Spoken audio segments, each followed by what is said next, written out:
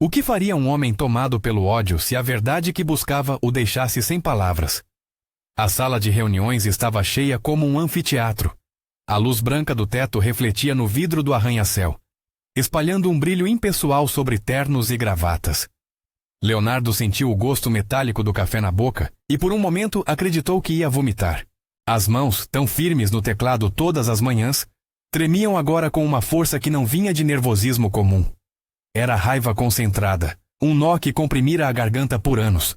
No centro do salão, Dr. Ricardo Antunes falou como quem encerra um ritual. Palavras medidas, elogios públicos, promessas de futuro estratégico. Quando anunciou Larissa Mendes como diretora-geral, a sala explodiu em aplausos ensaiados. Para Leonardo, o som foi um esmagar. Cada palma bateu sobre uma memória de noites sem sono, apresentações perfeitas, metas batidas, promessas implícitas que sempre esbarraram na mesma elegância congelada. Larissa. Ela estava lá, imóvel como sempre, a rainha do gelo que aceitara a coroa sem sorriso. A sua expressão era pétrea, mas os olhos, aqueles olhos calculistas, tinham uma luz que Leonardo não conseguia decodificar. Ao mesmo tempo, ele via nas mãos dela, quando recolheu o fichário com a proposta aprovada, um tremor mínimo, tão pequeno que poderia ser apenas uma sombra, mas naquele minuto, para ele, tudo era sinal. "Obrigado", disse ela com a voz que raramente tremia. Um obrigado que soou para todos como fim de história, e para Leonardo como sentença. A humilhação não veio só pela derrota pública, vinha do conjunto, da forma como Antunes, com um gesto paternal, havia mencionado a visão de liderança que Lara demonstrara, dos olhares rápidos de colegas que, até ontem, o aplaudiam às suas costas, do sorriso satisfeito de alguns que sempre souberam esperar a hora certa para se aliar ao poder. Leonardo saiu da sala sem ter algo concreto para dizer, como se as portas do edifício o empurrassem para fora antes que pudesse raciocinar. No corredor, o ar-condicionado parecia cortar a pele. O tapete abafava os passos. Ele caminhou até o elevador, olhos fixos no reflexo no espelho. Rosto pálido, a pele mais cansada do que deveria. Um cansaço que não vinha só das horas no trabalho, mas do peso de sempre esperar um reconhecimento que nunca chegava. Passou a mão sobre o nome bordado do terno, como se fosse possível arrancar dali a sensação de ter sido preterido. Havia memórias que se imiscuíam como filmes curtos. A primeira promoção que quase pegara por um detalhe de última hora. A apresentação para investidores que Larissa roubara aos aplausos. Os jantares onde ele explicava estratégias que, meses depois, apareciam como ideias de liderança. Era um acúmulo de pequenas injustiças que, com o tempo, transformou-se em algo mais denso. Inveja, sim, mas algo envenenado. Ódio. Subiu as escadas até a cobertura do prédio porque precisava de ar. A cidade estendia-se como um tapete de luzes, e lá embaixo a vida empresarial continuava indiferente. Ele encostou as mãos na grade fria e sentiu o pulso bater forte como um tambor. Queria gritar. Queria entrar na sala, arrancar do pescoço de Antunes a medalha de mentor, dizer a Larissa que ela não era tão impenetrável quanto parecia. Mas as palavras não saíam. Só havia um amargor surdo que começou a se transformar em plano, uma ideia quase animal de restituir o que lhe fora tirado. Ao descer, a cidade parecia mais próxima, como se o ar do andar de baixo permitisse respirar de novo. Ele deixou a garagem sem ligar o rádio, as mãos no volante pesando como se segurasse um segredo pronto para explodir. Quando chegou ao apartamento, a noite já havia caído. A luz azul da tela do celular recortou seu rosto enquanto ele passava por mensagens com a sensação de que cada notificação era um lembrete de insignificância. Deitou-se no sofá, olhos abertos para a escuridão, e deu-se conta de que algo dentro dele mudara. Não era apenas frustração profissional. Era um propósito frio, que buscava redenção em forma de queda do outro. Se Larissa subira, alguém haveria de cair. Se não fosse ele, ninguém o faria. Pensou nisso com a mesma convicção com que segurara uma meta ambiciosa. O primeiro bloco da história se fechava com a promessa de vingança, e com ela uma tempestade contida. Se você está curioso para ver onde essa reviravolta o levará, se inscreva no canal. Não perca o que vem a seguir. O relógio doméstico marcava quase meia-noite quando um alerta na tela do laptop lhe chamou a atenção. Um aviso de segurança da empresa. Leonardo franziu o senho, algo entre aborrecimento e curiosidade. Não era o protocolo que importava agora. Era a oportunidade de sacudir a poeira daquele dia que o sufocara. Ele abriu o sistema de gestão, sem técnica, sem teatro, movido apenas pela necessidade de ver, de descobrir uma falha que justificasse sua raiva, e encontrou, entre pastas que jamais deveria bisbilhotar, um arquivo que fez o ar parecer menos pesado e, ao mesmo tempo, mais perigoso. Havia extratos, Transferências regulares, anotadas com descrições sutis, dirigidas a uma entidade chamada Lar da Esperança. Não eram pequenos depósitos, eram quantias consistentes, mensais, que poderiam parecer doações discretas. O nome do destinatário era conhecido no meio corporativo apenas por quem lidava com responsabilidade social. Leonardo respirou fundo. Um componente do ódio que habitava seu peito começou a ser corroído por surpresa.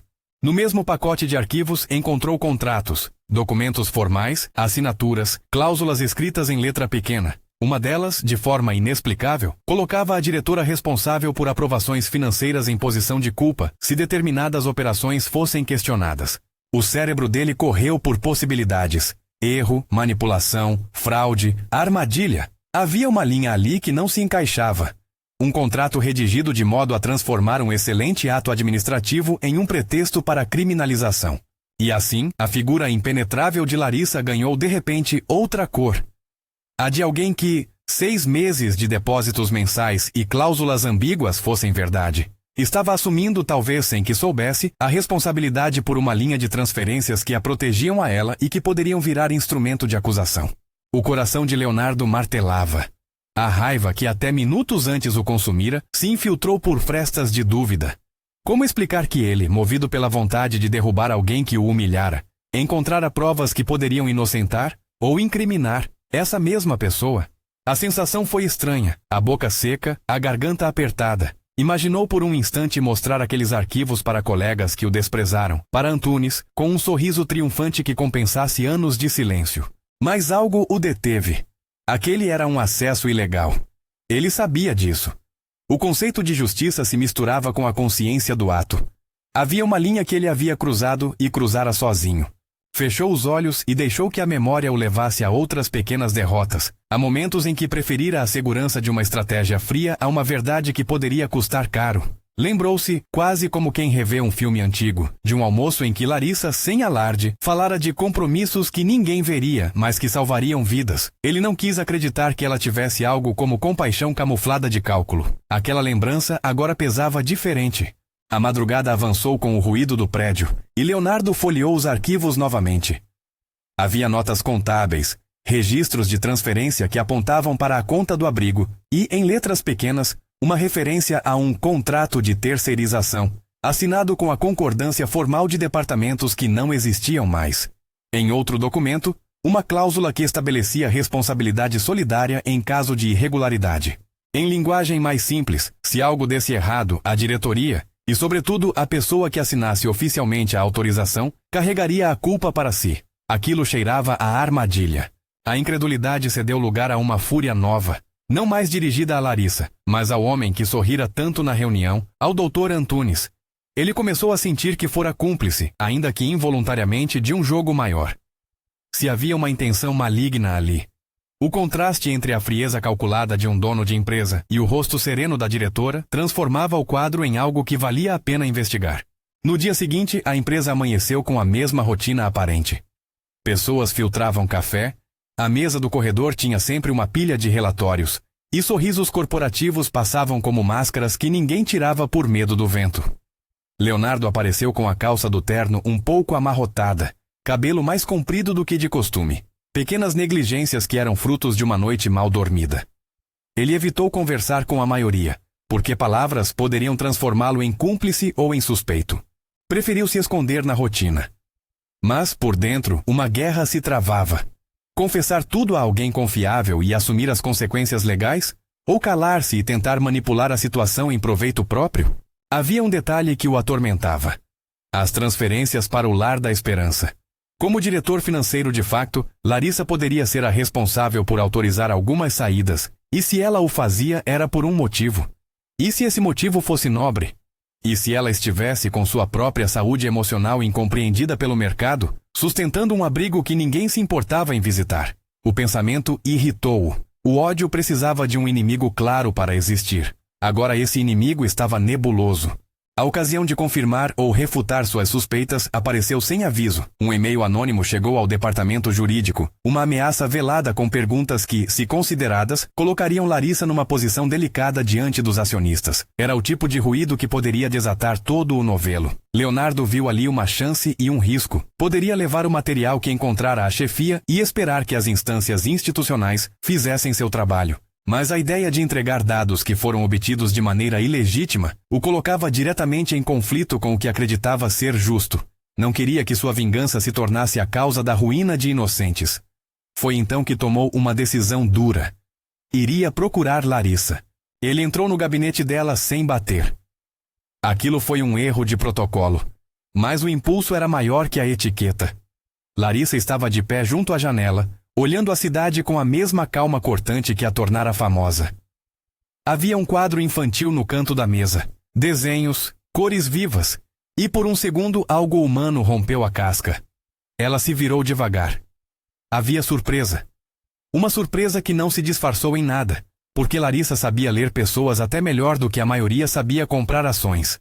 Você não devia estar aqui, disse ela sem alarme, mais constatação do que acusação. Ele hesitou. Depois soltou um riso seco, uma defesa que se desfazia rápido. Achei... A frase morreu. Achei que precisava falar. Não havia bravata. Havia peso. Ele contou às pressas, sem todas as palavras certas, que vira as transferências, que encontrara cláusulas suspeitas, que sabia ter invadido algo que não devia. Falou do ódio, da humilhação, da vontade de derrubar. Tudo isso saiu do peito como se fosse um desabafo num confessionário improvisado. Larissa o ouviu sem interromper. Quando ele terminou, havia silêncio suficiente para que ambos ouvissem a cidade lá embaixo. A expressão dela se amoleceu, mas não em rendição. Havia uma linha de dor que atravessava o rosto dela. Uma linha que o punha em desconforto maior do que qualquer raiva que já tivera. Você entrou onde não devia, disse ela finalmente. Isso é sério, Leonardo. Ele esperava uma explosão, talvez o desprezo que sempre associara àquele rosto. Mas veio outra coisa, curiosidade afetiva misturada com resignação. Eu sei, respondeu ele. E sei que você pode me odiar por isso. Não é isso, ela disse aproximando-se da mesa e pegando um copo d'água. Não estou aqui para julgar o que fez. Estou aqui para te dizer a verdade sobre o Lar da Esperança.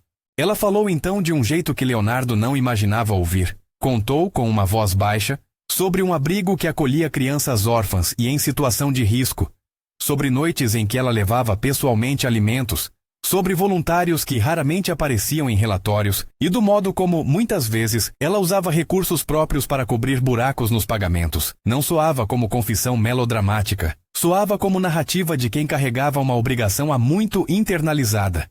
Ninguém precisa saber dos detalhes, disse Larissa. Por isso faço assim. Por isso existem doações discretas.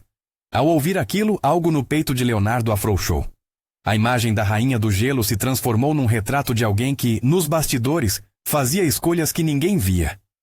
Ele pensou em quantas vezes a julgara por aparências. Vergonha veio, lenta e salgada. Era um sentimento novo, diferente da fúria habitual. Remorso. E o contrato? Ele perguntou, porque sabia que aquela peça do quebra-cabeça ainda faltava. Ela fechou os olhos por um instante, como se lembrando de um corte que doía mais no tempo do que agora. Há meses eu venho dizendo que Antunes manipula as estruturas para proteger interesses dele. Alguns contratos foram redigidos para criar responsabilidade automática sobre quem aparece na assinatura. Se algo for encontrado, a pessoa responsável pela autorização formal carregará a culpa. Foi assim com outros casos que ele apagou depois com sua influência. A diferença é que, desta vez, a vítima parece ter um nome conhecido e bom coração. E isso pode virar espetáculo. Leonardo engoliu seco. A raiva anticorporativa que sentira inicialmente reformulava-se em indignação ética. Aquilo era maior do que uma promoção roubada. Aquilo tinha nomes e rostos de gente que poderia perder tudo por causa de uma manobra. Então você é inocente. Foi tudo o que disse, e mesmo assim a sentença soou frágil. Isso precisa ser provado, afirmou Larissa, e pela primeira vez o gelo que a classificara como impassível cedeu a uma urgência palpável. Provas documentais são importantes, mas no final do dia precisamos de algo que mostre a intenção, não apenas a estrutura. Uma gravação, uma declaração, qualquer coisa que ligue Antunes às ordens que ele deu. A simples menção de um áudio deixou Leonardo com a sensação de que tudo estava se alinhando, mas também de que agora havia uma tarefa que os colocava na linha de fogo. Ele sabia que, se Antunes descobrisse que alguém vasculhara os arquivos, chamaria a investigação interna e talvez transformasse ambos em peça descartável. E ainda havia o aspecto legal. Qualquer prova obtida de maneira ilícita precisaria ser validada por peritos e entregue às autoridades com transparência para ser aceita. "Se você me contar tudo desde o começo", disse Larissa, "talvez consigamos encontrar pessoas comuns que corroboram os fatos. Não é só eu. Há funcionários que viram negociações, pagamentos desviados, pressões para assinar papéis sem ver as entrelinhas. Mas primeiro precisamos saber o que exatamente Antunes quer fazer amanhã. Há movimentações previstas, e eu tenho medo de que ele esteja preparando uma peça para me sacrificar publicamente." A menção a amanhã soou como um estilete. Havia urgência no plano deles agora. Leonardo sentiu o peso da decisão. Continuar escondendo sua invasão e manipular aquela informação para benefício próprio, ou confessar e pedir ajuda. O remorso apertou tanto que ele escolheu a segunda via. "Eu entrei nos sistemas", ele disse com a voz baixa. "Eu vi tudo. Foi ilegal. Eu precisava te dizer." Larissa olhou para ele por um longo instante. A surpresa inicial havia dado lugar a algo que parecia quase fragilidade. Não havia acusação em seus olhos, apenas cálculo e, agora, uma ponta de reconhecimento pelo risco que ele tomara. Um risco que, embora condenado em termos legais, provava que havia alguém disposto a agir. "Isso complica tudo", admitiu ela. "Mas talvez seja a única razão pela qual eu sei de tudo sem que Antunes soubesse. Sabemos que existe uma falha, alguém entrou, e sabemos também que alguém quis fazer justiça por conta própria." O silêncio se prolongou. Do lado de fora, o prédio mostrava sua face institucional, com carros passando, cidade respirando. Dentro do gabinete, duas trajetórias que até ontem corriam paralelas começavam a convergir. Leonardo sentiu algo como alívio e medo ao mesmo tempo. Alívio por não ter de carregar o segredo sozinho, medo das consequências legais e do que Antunes faria ao menor sinal de ameaça. "Precisamos de provas que sejam aceitas por uma investigação", disse Larissa voltando a um tom pragmático. "Documentos só mostram parte do esquema. Precisamos de uma ligação direta entre Antunes e as ordens que foram dadas. Algo que mostre intenção." Ele pensou em tudo que vira, em contratos, nas transferências. Pensou no Lar da Esperança e em Lucas, numa fotografia que vira num relatório com o rosto de uma criança sorrindo como quem ganhara algo além do alimento. Um pouco de esperança. O pensamento de que esse abrigo pudesse ser alvo de manipulação por interesses escusos reavivou uma chama de solidariedade que ele mal reconhecia em si. "Vamos fazer isso certo", disse ele com uma determinação que, finalmente, não vinha do ódio. "Vamos procurar alguém de dentro que confirme ordens. Vamos compilar documentos de forma transparente e entregar para quem precisa. Promotorias, polícia. Nada de armadilhas, sem manipulação. Só prova que resista ao escrutínio." Ela assentiu e, por um longo segundo, aquela concordância funcionou como um pacto silencioso. Dois adversários que se conheceram na tática e no conflito, agora se tornavam aliados por uma causa maior. Não vingança, mas justiça. A mudança não apagava os erros cometidos, a invasão, a intenção original, mas colocava tudo em um novo contexto. Ainda havia muitas perguntas. Como Antunes reagiria ao menor sinal de risco? Quais funcionários eram cúmplices? Como provar sem desfigurar a verdade? Larissa sugeriu discretamente envolver um advogado externo de confiança e, se necessário, acionar autoridades competentes com os elementos que pudessem ser conseguidos de forma lícita. Era importante, enfatizou, que a perícia pudesse validar as provas para que, quando o caso viesse à luz, não houvesse brecha para que Antunes dissimulasse a verdade com suas conexões. Eles passaram a tarde revisando documentos que, oficialmente, Leonardo não deveria ter. Cada página que deslizava entre os dedos carregava o risco de incriminar pessoas, mas também a chance de redimir outras. Em meio a isso, as máscaras corporativas caíam. Larissa deixou escapar uma história de noites em claro, de telefonemas para fornecedores que não vinham no relatório. Leonardo falou de noites em que sentira que o mundo o ignorava por vontade dos outros. Ambos se entenderam pela primeira vez não como inimigos políticos, mas como seres humanos atravessados por escolhas.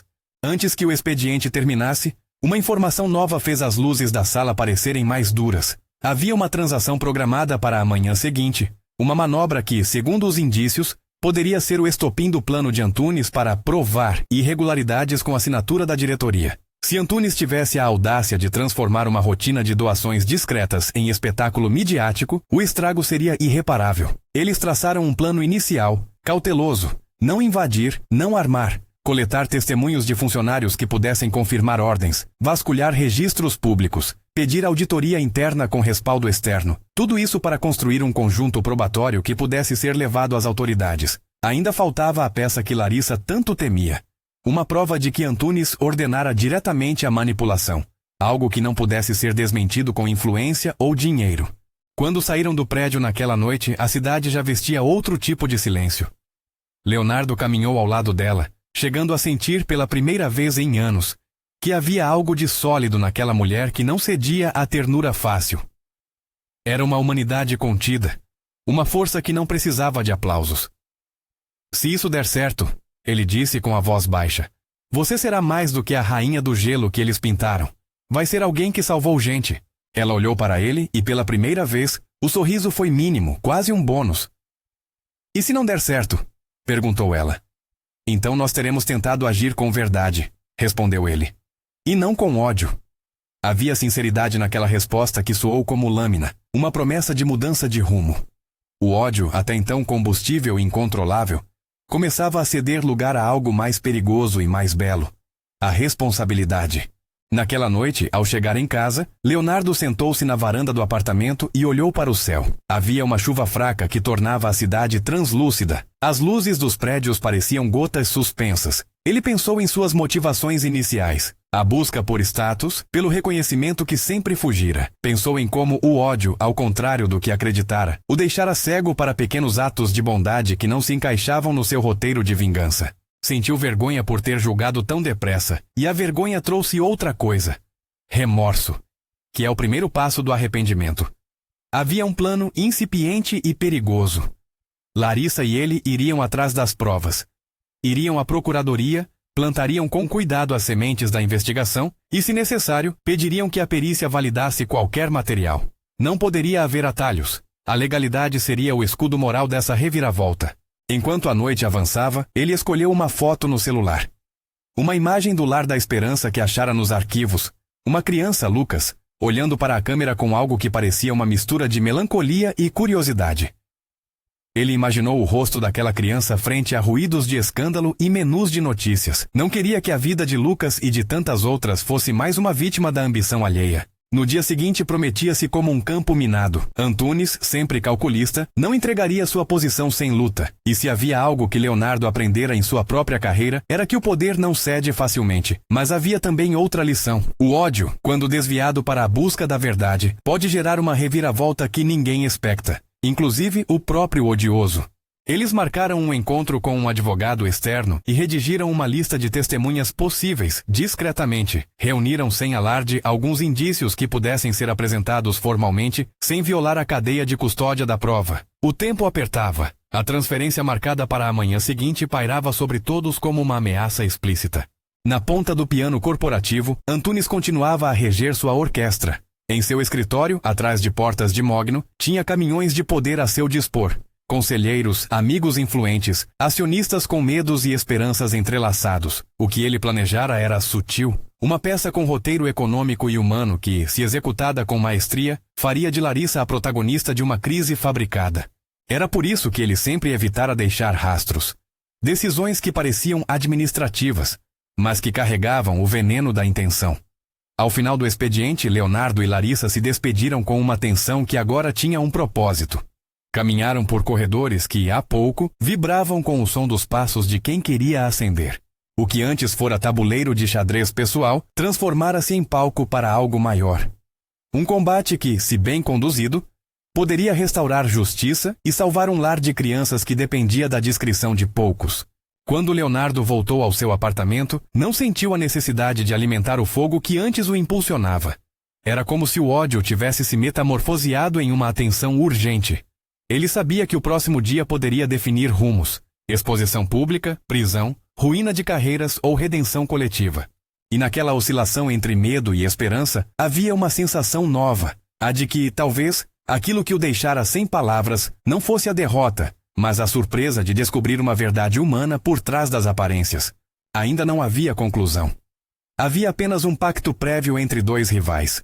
Agir com cuidado, buscar provas legítimas e, acima de tudo, proteger os que seriam atingidos por qualquer tempestade. Lá fora, as luzes da cidade brilhavam indiferentes. Dentro de si, Leonardo sentia que a reviravolta começara não na queda de outro, mas na mudança do próprio coração. Na manhã seguinte, o ar estava cortante. Havia um rumor de pressa no edifício. Um carro preto parou em frente à entrada principal. As janelas do andar alto refletiam nuvens baixas, como se o céu também assistisse, expectante. Leonardo ajeitou o colarinho, sentindo que tudo dependia de detalhes mínimos. Um rosto que confirmasse uma ordem, um documento que não pudesse ser refutado, um minuto a menos para que Antunes conseguisse agir. Eles sabiam que seriam observados. Sabiam também que Antunes não se moveria sem que tivesse a certeza de que poderia controlar o cenário. E justamente por isso, o plano precisava ser preciso e moralmente limpo. Provar antes de acusar. Revelar a justiça antes de expor à imprensa. Quando Larissa entrou no elevador, olhou para ele com um traço de serenidade diferente daquela que mostrara ao receber a promoção. Havia vulnerabilidade agora, mas também coragem. Leonardo, por sua vez, sentia-se pequeno diante da magnitude do que vinha à frente. A reviravolta do ódio prometia ser algo mais. Não um espetáculo de destruição, mas um encontro com a verdade que poderia deixar o mundo, e especialmente ele, sem palavras. A reviravolta do ódio prometia ser algo mais. Não um espetáculo de destruição, mas um encontro com a verdade que poderia deixar o mundo, e especialmente ele, sem palavras.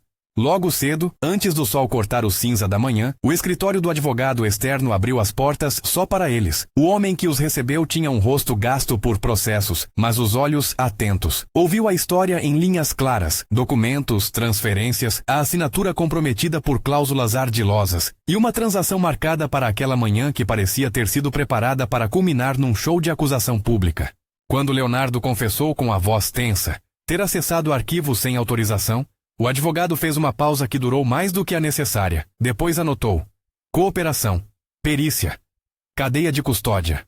Avisou com franqueza o que todos sabiam. Nada do que viesse das mãos deles estaria limpo até passar por uma triagem técnica, e a melhor chance de evitar que a verdade fosse sufocada por formalidades era agir com transparência e levar tudo às autoridades competentes antes que Antunes pudesse manipular a narrativa. Na sala, Larissa ficou pequena, mas também inteira. Não era a figura de gelo do corredor. Era alguém que carregava noites de voluntariado e planilhas sujas com a mesma tensão. Leonardo observou as pequenas rugas ao redor dos olhos dela quando sorriu. Viu a mão dela fechar-se no copo de café. Viu, finalmente, aquilo que lhe escapara por anos. Coragem. O advogado contatou uma promotoria que já tinha histórico com crimes corporativos. A resposta veio rápida, medida pelo peso do risco. Um promotor aceitou receber o caso sob condição de sigilo. Qualquer movimento precipitado poderia alertar Antunes. Foi um jogo de silêncio e precisão. Haveria uma representação formal. Haveria um pedido de busca e apreensão se as provas levantadas resistissem ao escrutínio inicial. E, sobretudo, havia a necessidade de provas independentes. Testemunhas dispostas a relatar ordens, registros de sistemas oficiais e algo que mostrasse a intenção de Antunes de transformar doações em espetáculo de culpa. Eles definiram a estratégia. Primeiro, colher testemunhos de funcionários que, por medo, até então se mantiveram calados. Pessoas comuns, operadores de áreas financeiras e logísticas que aceitavam ordens porque pensavam que eram rotinas. Larissa sabia mais do que imaginavam. Havia nomes que a acompanhavam em entregas discretas. Havia voluntários e um coordenador do abrigo que poderia confirmar a natureza regular das transferências.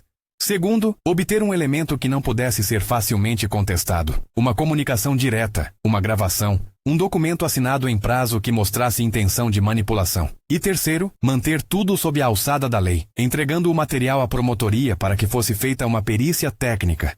Tensionados, mas com um plano, eles voltaram ao prédio. Leonardo sentiu o corpo dormente como se cada passo deixasse um rastro de medo. Encontrar testemunhas não era só pedir depoimentos, era atravessar um campo minado de lealdades compradas por medo e por regalias. Havia quem, por proteção a Antunes, preferisse o silêncio. Havia quem, por medo de perder o emprego, recusasse falar. Mas havia também aqueles que, cansados do peso de ter sido conivente, precisavam de um empurrão. A primeira testemunha concordou em falar com a condição de anonimato. Era um analista do financeiro que, em conversas de corredor, havia ouvido algo sobre ajustes e ordens diretas. Quis proteger a família, quis evitar exposição. Larissa falou com ele sem teatralidade, com a mesma firmeza usada para fechar um contrato difícil. Explicou que o objetivo era proteger o lar da esperança, não humilhar colegas. Aos poucos, uma série de pequenos relatos se alinhou como peças soltas que, juntas, começavam a formar um padrão. Pressionamento para assinar documentos sem ler as entrelinhas. Ordens para validar contratos por mecanismo automatizado que obscurecia a procedência. Telefonemas do gabinete do dono da empresa pedindo rapidez sob ameaça velada. Enquanto isso, o relógio corporativo marcava passos distintos. Antunes, alheio ao movimento rasteiro que se fazia nos bastidores, ia ao aeroporto naquela manhã. Em sua sala, um homem cercado de certezas revisava discursos e imagens que pudessem transformar o futuro da companhia em cerne de sua narrativa de limpeza administrativa. Era um arquiteto de reputações, e sua máquina de relações públicas já havia sido acionada discretamente. Contatos na imprensa, acionistas alinhados em silêncio, notas preparadas para defender medidas necessárias. Havia urgência porque, se Antunes conseguisse manipular a história, perverteria fatos e faria do ato filantrópico uma farsa pública. E o que era mais cruel, o estrago recaíra sobre quem já não tinha voz, sobre adultos que cuidavam de crianças sem direito a mercados e manchetes. No interior, o promotor recebeu os documentos iniciais e, depois de avaliar o risco, pediu uma perícia preliminar num laboratório oficial. A ordem judicial para a apreensão estava condicionada à confirmação de indícios razoáveis. Ainda havia caminho até a ação em flagrante. Era preciso preparar o terreno sem alertar a presa. A peça que faltava, segundo Larissa, era a voz direta de Antunes, uma gravação que o ligasse às instruções estratégicas. Havia rumores de que ele registrava conversas para controlar sua narrativa. A ideia soava arrogante, mas plausível. O problema: onde estaria essa gravação? Alguns lugares eram improváveis, outros impossíveis. Foi então que surgiu um detalhe quase acidental. Uma secretária do andar, antes reticente, comentou numa conversa com um colega sobre um pendrive que o dono levara do cofre para a gaveta da mesa durante uma semana, depois retornara sem o objeto. O nome do dispositivo nunca apareceu em protocolo, porque o gerente foi discreto demais. Era uma pista tênue, mas suficiente para que o promotor solicitasse como medida cautelar que se verificasse fisicamente o gabinete do dono mediante mandado, mas só se houvesse indicação clara de que algo de relevante fosse encontrado. Acordaram esperar. A estratégia. Enquanto a promotoria movia os primeiros atos legais, Leonardo e Larissa reuniriam material que pudesse ser apresentado sem violar a cadeia de custódia, testemunhos, relatórios e a identificação de quem tinha acesso às gavetas de Antunes. E se a oportunidade surgisse, precisariam de prudência. Nada de correrias, nada de buscas por conta própria. As próximas horas foram um exercício de diplomacia e nervos. Larissa, com a mesma voz calculada que a fizera temerosa para muitos, falou com membros do conselho sob o pretexto de revisão de protocolos de responsabilidade social. Alguns ouviram, outros desconfiaram. Leonardo, por sua vez, caminhou entre setores com um rosto neutro, recolhendo conversas que, juntas, pareciam confirmar que havia um padrão, ordens vindas do alto para acelerar assinaturas, reduzir ruídos e não expor doadores oficiais. Ninguém naquele momento imaginava que as doações, que eram o próprio alicerce de um abrigo, pudessem ser convertidas em arma. Então veio o que pareciam sinais mínimos. A secretária que mencionara o pendrive recebeu uma ligação estranha e mudou de tom ao telefone. Uma hora depois, um carro preto ficou em frente ao edifício por tempo incomum. O movimento, embora não revelador por si só, gerou um estremecimento. Antunes talvez soubesse de algo, ou poderia estar mudando planos. O promotor acelerou e obteve, com base nas provas já reunidas, um mandado de busca cautelar para o escritório do dono. Não para prendê-lo em flagrante, mas para apreender materiais que pudessem comprovar a alegação de manipulação. Era o passo que demorara, mas que agora vinha munido de respaldo legal e de perícia. Na manhã da ação, um carro da Polícia Federal estacionou com discrição. Agentes com crachás entraram no prédio sob a justificativa de uma operação transitória, e o andar executivo foi se enchendo de um silêncio pesado. Para Leonardo, cada corredor parecia carregado do peso de anos. Ele sentiu uma pontada de medo. Tudo o que fizera, a invasão noturna, poderia agora ser exposto como uma tentativa de fraude se não conseguissem provar a gravidade da trama maior. Ainda assim, ao ver os oficiais se moverem com ordem e profissionalismo, sentiu a esperança voltar. Quando abriram a porta do gabinete de Antunes, encontraram o habitual acerto de papéis, a caneta de ouro, as fotos de família. Havia em cima da mesa um gravador minúsculo, quase escondido entre pastas. Era uma peça que ele costumava usar para memórias.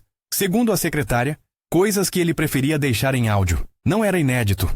Mas ali, entre papéis arrumados por mãos que gostavam de controlar o relato, encontraram também contratos com assinaturas cruzadas, notas de rodapé que apontavam para empresas que recebiam repasses cujas finalidades eram obscuras. O gravador, do qual já se temia a existência, foi apreendido. O promotor pediu que fosse lacrado na presença de todas as testemunhas, incluindo Larissa e Leonardo, para garantir a cadeia de custódia. O objeto pequeno, no entanto, trouxe consigo uma sensação monumental. A possibilidade de que ali, naquela cápsula do ego de Antunes, houvesse a prova do que ele tanto temera. Nas horas que se seguiram, a perícia atuou. O gravador foi encaminhado para análise técnica especializada, onde os peritos, com métodos reconhecidos, validaram sua autenticidade, a integridade do arquivo e a ausência de edições grosseiras. Era um processo delimitado por formalidade e paciência. Mas, quando os técnicos entregaram o laudo preliminar, a sala em que o promotor e a equipe se reuniram silenciosamente estourou numa onda contida de alívio. O áudio continha, em tom claro e inequívoco, ordens dadas por Antunes a subordinados para manipular documentos e fabricar elementos que pudessem justificar medidas duras, sob o risco de criar um espetáculo que fizesse a diretoria parecer despreparada. Havia uma referência direta a usar uma doação eventual como exemplo de descuido, uma frase que, em mãos erradas, se transformaria num recurso de acusação contra Larissa. A voz era inconfundível. A tensidão e o desprezo que Leonardo ouvira tantas vezes agora se materializavam em prova. Não era uma dedução. Era um fio direto entre intenção e execução. A notícia correu como fumaça contida. Logo, a promotoria, munida de laudo pericial, pediu a prisão temporária de Antunes sob essa acusação de fraude e de manipulação de documentos, além de medidas cautelares que impediam qualquer contato dele com funcionários e com as estruturas financeiras da empresa. O pedido foi aceito pelo juiz, diante da robustez do material apresentado e do risco de prejuízo irreparável aos investigados. Não foi uma libertação automática de todas as dúvidas, era uma ação medida para garantir a investigação. A cena da condução de Antunes marcou o prédio de maneira indelével. Havia plateia, havia choque nas faces de quem o reverenciara por décadas. Funcionários que até então usavam a palavra lealdade como escudo, observavam sem saber o que dizer. Alguns, que tinham participado de pequenas manipulações por medo, sentiram o chão ceder. Larissa, com a expressão controlada, respirou de forma que parecia um pedido a si mesma para permanecer inteira. Leonardo, por sua vez, se apoiou numa parede, sentindo o corpo todo cansado, como se tivesse corrido uma maratona em que trocara ódio por responsabilidade. Mas a história não terminava ali. A prisão de Antunes não apagava a necessidade de reconstrução. Havia contratos a se desfazer, fundos a garantir, e, acima de tudo, as crianças do Lar da Esperança a proteger. A promotoria ordenou medidas de proteção imediatas para as contas do abrigo, bloqueios seletivos e designação de curador judicial, para garantir que os repasses continuassem a sustentar as crianças enquanto a investigação corria. A ideia era simples e humana: não permitir que o jogo de poder destruísse vidas que dependiam da generosidade. No calor da investigação, Leonardo não escapou das consequências da sua invasão. A empresa abriu processo administrativo por violação de segurança, e o departamento jurídico, em conjunto com a promotoria, reconheceu o caráter ambíguo de suas ações. Ele foi suspenso temporariamente com base em regulamentos que não faziam distinção entre intenções e fatos. Em paralelo, houve uma negociação jurídica. Em troca de sua cooperação completa, declarações públicas, entrega do relato dos passos e a entrega de dispositivos que pudesse ter usado, os promotores recomendariam uma sindicância que levasse em consideração a relevante contribuição dele para a descoberta da trama maior. Era um preço. Era justo que tivesse consequências. Mas também era justo que o ato final não fosse a punição cega, e sim uma resposta ponderada que considerasse a gravidade da manipulação que ele ajudara a expor. Na primeira coletiva de imprensa permitida, a promotoria anunciou a prisão de Antunes e a abertura de inquérito para apurar o esquema. A comunicação foi medida, sem espetáculo. Larissa não falou à imprensa. Deixou que os fatos seguissem. Leonardo, aconselhado por advogados, limitou-se a prestar declarações em juízo e a colaborar com perícias. A imprensa, que tanto venerara Antunes, agora perguntava aos corredores da empresa o que acontecera. Havia choque, havia quem considerasse a queda merecida, havia quem enxergasse nela tragédia. O processo judicial, quando iniciado, teve momentos de tensão previsíveis. Antunes tentou usar suas conexões, alegou manipulação política, chamou terceiros para testemunhar suas intenções puramente administrativas. A defesa tentava trivializar o áudio e desacreditar as testemunhas. Mas a perícia reforçou a autenticidade do material. Testemunhos de funcionários e extratos mostraram o padrão de negócios estranhos e a narrativa de manipulação da responsabilidade pela assinatura, uma artimanha criada para arrancar culpados prospectivos, ficou evidente em documentos. Durante as semanas que sucederam, a cidade viu pouca coisa além de audiências e o entra e sai de executivos. As crianças do abrigo, entretanto, foram tratadas com prioridade. Uma comissão formada por atores sociais e representantes do Ministério Público cuidou para que as rotinas do Lar da Esperança se mantivessem. Larissa, por sua vez, assumiu a tarefa de visitar pessoalmente o abrigo. Leonardo, mesmo afastado, acompanhava e ajudava nas ações por trás. Angariava contatos, conversava com doadores que se dispuseram a garantir o funcionamento mínimo enquanto a briga entre estruturas corria. E no lento desenrolar dos dias, algo mais tênue cresceu entre os dois que antes se consideravam rivais. O gelo da diretora cedia por centímetros sob as conversas noturnas, nas quais falavam menos de estratégia e mais de infância, de medo, de pequenas dores que cada um carregara.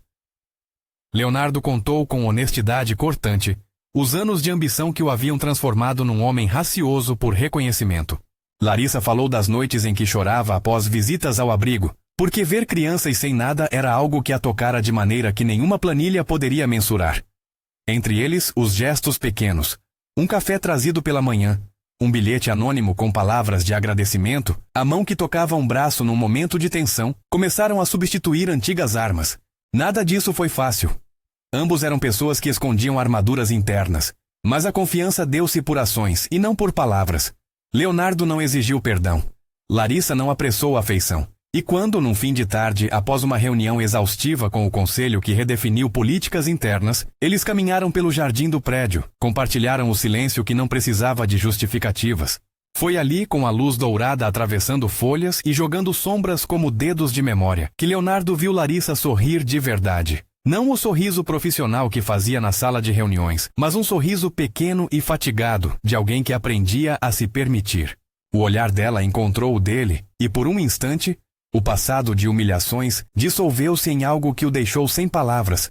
Uma sensação que não era mais de vergonha, nem de triunfo, mas de admiração. Ele pensou na menina Lucas, no rosto que vira naquela fotografia, e em como a vida podia consertar bocados quando as mãos certas se pusessem a trabalhar.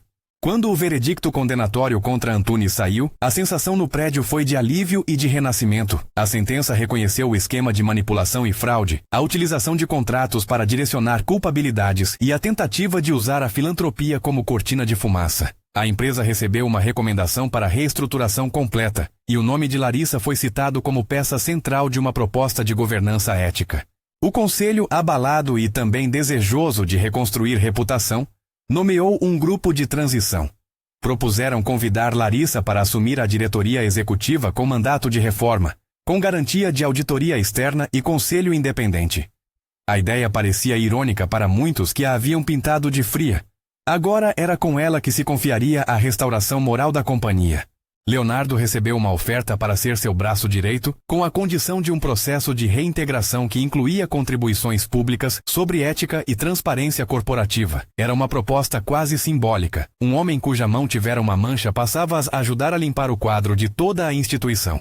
Houve resistência, de acionistas que prefeririam um nome neutro, de colegas que não perdiam a oportunidade de apontar culpas. Havia debates públicos e internos, mas seguiram um caminho pragmático. Nomearam uma diretoria temporária de construto moral e aceitaram, após consulta do promotor e do conselho fiscal, as medidas sugeridas por Larissa. Auditorias, código de ética, comissões de responsabilização, gestão participativa para os recursos sociais. A empresa passo a passo começou a trocar o verniz por transparência. Larissa assumiu o cargo com calma profissional. Leonardo, retornando à companhia, enfrentou ouvidos desconfiados e olhares que demoraram a substituir o julgamento pelo reconhecimento. Ele aceitou a punição prevista na disciplina interna, multa simbólica, perda temporária de bônus e obrigação de participar de um programa de compliance e responsabilidade social. Mas ganhou algo que pesava mais: a confiança de Larissa e a chance de reconstruir sua vida profissional sob princípios que outrora desprezara. Fora dos escritórios, o Lar da Esperança foi realocado para uma gestão que garantiu continuidade. Um fundo de doações regular foi criado com controle externo e uma campanha pública sensibilizou doadores. Lucas, que vira o rosto de tantas mensagens internas, ganhou proteção institucional. A equipe do abrigo, fortalecida, pôde cuidar melhor das crianças, saúde, escola, rotina que devolvesse a infância sem sombras de escândalo. A comunidade reagiu com generosidade quando viu o empenho real de pessoas que até então pareciam só figuras corporativas. Os meses seguintes consolidaram transformações. A cultura da empresa aos poucos perdeu a prática do medo e adotou mecanismos de transparência. Reuniões passaram a ser gravadas com protocolos claros. Contratos precisaram de pareceres independentes. Um conselho de ética com membros externos passou a valer como freio. Larissa, com sua visão de disciplina e prática de cuidado, inscreveu programas de voluntariado e um mecanismo que destinava parte de lucros para iniciativas sociais auditadas. Leonardo criou um programa interno de indicações para jovens talentos vindos de backgrounds menos favorecidos, uma iniciativa que nasceu da impressão que teve ao olhar o rosto de Lucas e perceber que o talento não se mede em nomes nas fichas. No campo pessoal, a relação entre eles evoluiu com a paciência que as coisas verdadeiramente importantes exigem. O respeito que nascera na luta comum converteu-se em afetos sutis, conversas sobre medos, sobre família, sobre o que cada um perdera e ganhara. Não foi um romance explosivo, foi uma construção a partir do reconhecimento mútuo. No aniversário de reinauguração do abrigo, quando crianças correram por um pátio cercado de balões, Leonardo viu Larissa abraçar um voluntário e depois aproximar-se dele como quem pede cumplicidade. Ela não disse "eu te amo" num gesto teatral. Disse coisas menores. Obrigada por ter sido honesto. Você ajudou a salvar o que era preciso. Para Leonardo, aquelas palavras bastaram. Certo fim de tarde, num jardim avesso aos holofotes do prédio, sob a sombra de um pé de laranjeira recém-plantado como símbolo de recomeço, aconteceram gestos que selaram algo mais íntimo. Não houve pressa. Havia mãos que se procuravam pela calmaria. Um beijo nasceu discreto, sem plateia, sem urgência, apenas encontro de duas respirações cansadas e dispostas. Foi um beijo que não apagou o passado, mas o transformou. Depois, sentaram-se no banco de madeira e conversaram sobre adoção, sobre proteção e sobre o tempo que as coisas levam. Larissa disse com cuidado que gostaria de tornar o abrigo uma casa permanente para algumas crianças quando os trâmites permitissem. Leonardo, com voz embargada de emoção, perguntou se ela acreditava que eles, juntos, poderiam dar mais que abrigo. Um lar. O processo de adoção foi longo e burocrático. Mostrou mais uma vez que amor e responsabilidade caminham juntos com papéis e prazos. Houveram avaliações, reuniões com assistentes sociais, visitas domiciliares. Lucas, que já sentia afeto por ambos, foi acompanhado por psicólogos até que, finalmente, as formalidades permitissem um novo enquadramento de família. A adoção foi celebrada não com festa midiática, mas com um almoço simples no Lar da Esperança. Crianças, voluntários, algumas vozes emocionadas. Leonardo e Larissa tornaram-se responsáveis legais por Lucas. A cena de Lucas colocando a mesa com o toque desajeitado que só crianças têm, enquanto os dois observavam, foi pequena e definitiva. Um sinal de que reconstruir é também tarefa de dar continuidade. A empresa, agora com um código de ética revigorado, promoveu um encontro aberto a funcionários, em que Larissa falou sobre liderança servidora e transparência. Leonardo, ao seu lado, contou publicamente como o ódio que o movera quase lhe tirara o sentido, e como a responsabilidade e a coragem de enfrentar a verdade surgiram como antídoto. Não houve espetáculo, houve honestidade. A plateia, em pé, aplaudiu com verdade. Passaram-se meses, depois, um ano. O caso de Antunes virou processo de referência em tribunais, e sua condenação foi um ponto de partida para debates sobre governança corporativa. A empresa, embora marcada, consolidou práticas que se tornaram exemplo em seu setor. O Lar da Esperança não apenas reabriu com segurança financeira, mas passou a oferecer oficinas, apoio escolar e um programa de inclusão social que recebeu apoio do novo conselho da companhia. Pais adotivos e famílias acolhedoras foram incentivadas por programas e campanhas. Lucas crescia num ambiente de afeto e rotina, e às vezes corria pelo jardim do prédio, onde se plantou outra laranjeira para dizer que a vida podia florescer depois de tempestades.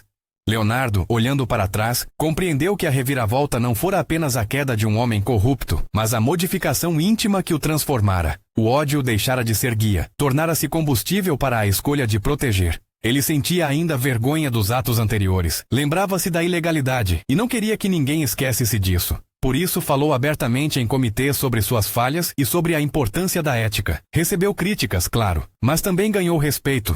Não o tipo de respeito que se impõe por autoridade, mas o que brota quando alguém assume erro e trabalha para consertar. Larissa e Leonardo, agora parceiros no trabalho e na vida, também enfrentaram críticas por sua história de rivalidade que virou romance. Alguns apontavam para conflitos de interesse, outros celebravam a mudança. Eles responderam com transparência, revelaram processos, assinaram acordos de governança e mantiveram conselhos independentes para evitar qualquer sombra de dúvida. A relação não era perfeição, era compromisso. Anos depois, numa manhã de outono, o Lar da Esperança abriu suas portas para uma feira comunitária. Crianças vendiam bolos que haviam aprendido a fazer. Havia música, risos e uma mesa com fotos das primeiras pessoas que acreditaram em manter o lugar funcionando quando tudo parecia desabar. Lucas, já com um sorriso mais maduro, apresentou a sua garrafa de suco como se aquilo fosse o melhor do mundo. Leonardo e Larissa observavam da sombra de uma árvore. Entre eles, não era só afeto, era a história compartilhada. Naquele dia, o conselho da empresa anunciou publicamente um fundo permanente para iniciativas sociais, e um espaço no campus da companhia foi inaugurado como Sala da Esperança, dedicada a treinamentos e suporte a organizações sem fins lucrativos. Ao cortar a fita, Larissa olhou para Leonardo com uma expressão que misturava cansaço e alegria. Ele, por sua vez, sentiu que nunca mais seria movido pelas mesmas ânsias que o conduziram ao fundo do poço. Havia ali um homem novo, feito por remissão e por escolha. A reviravolta do ódio deixara-o, de fato, sem palavras em muitos momentos, não por surpresa ruim, mas por admiração. Admirava a força que Larissa demonstrara, a coragem do promotor que não se intimidara, a honestidade daqueles funcionários que, mesmo temendo, escolheram a verdade. Admirava também a possibilidade de que uma vida pudesse mudar quando confrontada com sua própria falha, e, acima de tudo, admirava que na fragilidade pudesse haver também redenção. No fim da tarde, Leonardo e Larissa caminharam até o jardim que plantaram juntos. O mundo ao redor parecia menor e ao mesmo tempo maior. Havia menos brilho falso e muito mais substância. Eles sentaram-se em silêncio, observando crianças correrem entre árvores que agora davam fruto. A luz dourada devolvia às folhas uma paciência. Larissa encostou a cabeça no ombro dele. Ele cerrou os olhos e sorriu. Não havia necessidade de palavras que resolvessem tudo. O que havia era uma verdade partilhada. Justiça exigia coragem, e amor podia nascer da responsabilidade. O segredo que havia deixado Leonardo sem palavras não fora uma artimanha ou uma vingança culminante. Fora a descoberta de que a pessoa que julgara impenetrável guardava a humanidade, e que, quando a razão de sua vida era proteger os fragilizados, ódio transformava-se em admiração e ação. A empresa, o abrigo, as crianças, tudo aquilo se tornara prova de que uma reviravolta moral mais profunda era possível. Se, ao escapar do rastro do passado, alguém perguntasse o que aprendera, Leonardo responderia com simplicidade, que o poder sem ética é ruína, que a ambição desmedida consome, e que a redenção nasce quando a pessoa aceita suas falhas e decide proteger em vez de destruir. Larissa, por sua vez, diria que a força verdadeira é a que se usa para cuidar, e que a frieza que tantos viram nela sempre fora defesa para suportar horrores que ninguém percebe. Eles mudaram o tabuleiro. Não por vontade de espetáculo, mas por uma sequência de escolhas que priorizaram vidas. E assim, em meio a processos, perícias, julgamentos e conversas demoradas, o que começou como um ato nascido do ódio terminou em uma aliança forjada na verdade e no respeito. Se essa história tocou você, conte nos comentários qual foi a parte que mais te impactou. A reviravolta, a coragem de confessar, ou a reconstrução do que parecia perdido. Compartilhe com alguém que precisa ouvir que mudança é possível quando a gente põe a verdade acima da revanche. E se você quer mais histórias de reviravolta e redenção, inscreva-se no canal para não perder os próximos contos.